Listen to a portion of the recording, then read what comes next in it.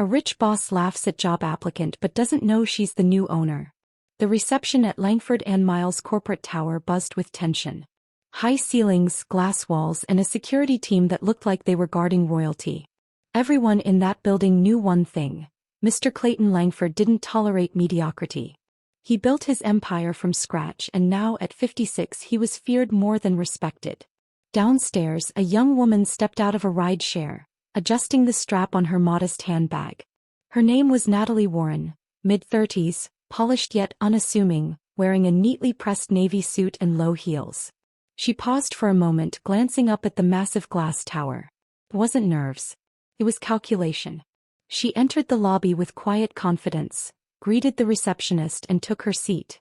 Around her, other applicants sat in expensive suits, rehearsing their elevator pitches. A few snickered as they glanced her way. "Does she think this is a school board interview?" one whispered. "Maybe she's the assistant," another joked. At 10:15 sharp the elevator chimed, and a sharply dressed man with graying temples and designer glasses stepped out, Clayton Langford. He scanned the room and his eyes landed on Natalie. "Miss Warren," he said, suppressing a smirk. "This should be interesting." She stood, nodded politely and followed him into the elevator. Inside the conference room on the 37th floor he didn't offer her a seat. "So," Clayton said, circling her like a hawk, "you think you're qualified for an executive advisor role at my company?" "I believe so," she replied, calm and precise. He chuckled under his breath. "Let me guess. You've worked in nonprofits? Maybe ran a charity bake sale?" Natalie handed him her resume. His smirk widened. "You worked at Warren Capital?" he asked. "That's a name I know." She nodded. "My father was the founder." Clayton raised an eyebrow. "And now you're here? Trying to climb back up?" Natalie didn't flinch. "I'm here to understand this company, from the inside." "Well," he sneered, tossing her resume on the table, "you won't find much from the lobby. We're not hiring pity projects. Security will see you out." As she turned to leave, Natalie paused at the door. "I look forward to working with you, Mr. Langford. Very soon." He laughed out loud. "Good luck with that." What Clayton didn't know, what no one in that building knew, was that Natalie Warren had just finalized the paperwork that morning. She had acquired 51% of Langford and Miles Holdings through a quiet merger using her late father's dormant trust, becoming the new majority owner. And she wasn't done yet. 2 days later, the executive board was summoned for a mandatory meeting. Rumors swirled. A buyout? A merger? Layoffs? Clayton strutted into the boardroom like he owned the place because until now he did. That was about to change. The room fell silent as the door opened and Natalie Warren stepped in, this time in a tailored black power suit, heels clicking like a metronome of authority. She carried a thin portfolio and placed it on the table with deliberate calm. "Who invited the applicant?" Clayton snapped. The head of legal, Mr. Green, cleared his throat. "Actually, Mr. Langford, she's not an applicant anymore." Clayton's smirk vanished. Natalie opened the portfolio, revealing the legal documents. "As of this morning, I am the new majority shareholder of Langford and Miles Holdings. Effective immediately, all executive decisions will pass through me." The room froze. "You're joking," Clayton whispered. Natalie handed him the final signed acquisition papers.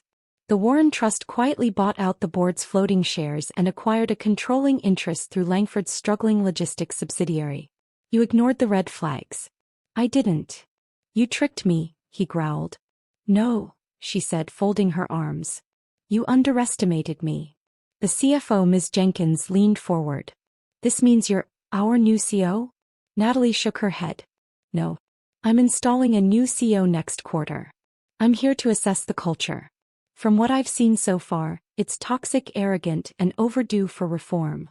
She turned to Clayton. "You laughed at me in that interview. You mocked my background. But here's the thing about humility, you either learn it the easy way, or the public way." "Are you firing me?" he asked, voice tight with rage. Natalie smiled. "No. For now. As an advisor. I want you to watch how a real leader rebuilds a broken empire." He clenched his fists. "You'll regret this." "I already regret not doing it sooner." By week 2 the building had changed. The receptionist got a raise. The security team started greeting employees by name. Department heads were required to attend empathy training, led by a team Natalie handpicked from her foundation. Clayton sulked in a corner office, now stripped of its mahogany desk and antique globe. His calendar was filled with tasks he once assigned to others: performance reviews, policy updates, diversity initiatives. Natalie had launched what she called the redemption audit, a top-down assessment of every department's values, treatment of staff, and ethical practices. The findings would go public. Meanwhile, whispers spread like wildfire. Natalie wasn't just smart, she was ruthless in the most graceful way. Every executive who had once mocked her now scrambled to please her. Clayton tried once to corner her in the hallway. "You've made your point," he said. She turned slowly, facing him squarely. "My point was never personal. My mission is systemic." "You're turning this place into a circus," he sneered. "No," she said calmly. "I'm turning it into a legacy." He scoffed. "You won't last a year." She leaned in. "Funny. That's exactly what they said to my father before he built the empire you just lost." That night, Natalie stood in her new office, Clayton's old one. She looked out over the city, her reflection merging with the skyline. She picked up a photo of her father as a young entrepreneur and placed it beside her new nameplate, Chairwoman Natalie Warren. But this story wasn't over. Because someone inside the company was still trying to sabotage her reforms. Emails were being leaked. Confidential memos disappeared. And one name kept surfacing: an old ally of Clayton's with a secret of his own. And Natalie?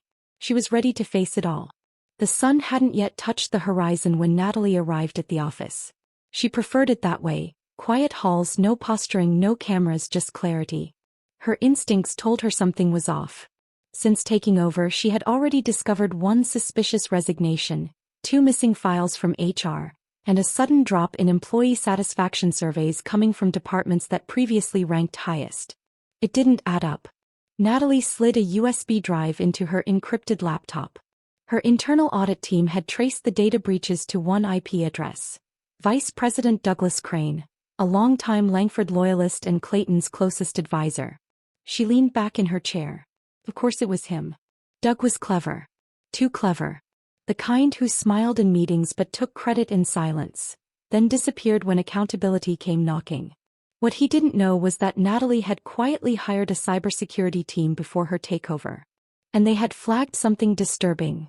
Doug had been sending confidential documents to an encrypted third-party account, one registered offshore. Not just internal memos, but board strategies, restructuring plans, and worse, her private calendar and executive decisions. At 9 a.m. she called a meeting. Doug walked in with his usual overconfidence, silver hair slicked back, cufflinks shining.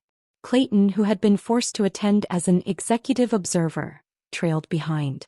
"I assume this is another inclusion lecture?" Doug asked with a smirk. Natalie didn't smile. "Actually, this is about transparency." She turned on the projector and displayed a screenshot of the email headers and transfer logs, complete with Doug's credentials and timestamps. Silence. Clayton's mouth parted slightly. Even he hadn't known this. "I want to give you one chance," Natalie said. "Tell me who's paying you. Who wants this company to fail?" Doug swallowed hard. "You can't prove those are mine." "I already did," she replied. "But this isn't just about you. It's about the rot that's been growing inside this company long before I arrived. So I'm giving you a choice. Resign quietly with your pension intact, or we go public and criminal." Doug's hands tightened into fists. But in the end he chose silence and handed her his badge. As he walked out, Natalie looked at Clayton. "Still think I won't last a year?" For the first time since she took over, Clayton didn't have an answer. Later that night, Natalie sat in the quiet of her penthouse, a single glass of wine untouched beside her. Her phone buzzed. It was a message from her late father's attorney. "Are you sure you want to keep the company, Natalie? You could liquidate and walk away with $1 billion payout." He stared at it, heart heavy. Because here's what no one knew: she didn't want this job. Not really. Natalie Warren had built a quiet life away from the chaos, teaching entrepreneurship at a university, building small businesses in underserved communities, mentoring young women. But her father's will came with a letter, a personal one. Natalie, I never wanted you to carry my burdens. But this company is sick. It's poisoned with ego and entitlement. If anyone can heal it, it's you. If not for me, then for the people who built it from nothing. She closed her eyes, remembering the janitor named Luis who gave her quarters for vending machine snacks as a child when her father worked late. Or Ms. Carla in the mailroom who taught her Spanish and gave her candy. This company didn't just belong to people in suits. It belonged to those who were never invited into the boardroom. Natalie opened her secure tablet and began typing new directives. Launch mentorship programs for frontline employees. Initiate tuition reimbursement for support staff. Require quarterly ethics and empathy training for every executive. She wasn't building a company anymore. She was rebuilding its soul. 2 weeks later, Natalie took the service elevator down to the parking lot, her new habit when she wanted to avoid media attention. But tonight someone was already inside. An older gentleman in a brown uniform, pushing a cart of supplies. His face was familiar. "Evening, Ms. Warren," he said, smiling kindly. She tilted her head. "Luis." He chuckled. "Didn't think you'd remember me." "How could I forget?" she said, eyes softening. "You saved my childhood vending machine runs." He laughed. "I always knew you'd come back." He paused, surprised. "You did. You had that spark," he said. "But also that heart. You talked to us like we mattered. Not many kids do." As the elevator hummed down, Luis added something that sent a chill down her spine. "There's something you should know, Ms. Warren. Mr. Langford used to meet with someone down in the sub-basement garage. Every Thursday night. Never logged. No security cameras down there." She frowned. "Who?" Luis hesitated. "Man in a black car. License plate from Delaware. Never saw his face. But they always argued. And after Mr. Langford would come back, shaking." Natalie's mind raced. Delaware meant offshore incorporation. Hidden money. Old secrets. And suddenly she knew. This wasn't just about a toxic workplace. This was about legacy theft, silent partners, and a conspiracy that went far deeper than ego. Her father hadn't just left her a company. He'd left her a puzzle and a warning. Natalie pressed the emergency stop button in the elevator. "Luis," she said, voice low, "would you be willing to show me exactly where that garage is?" He nodded. "Then we start tonight."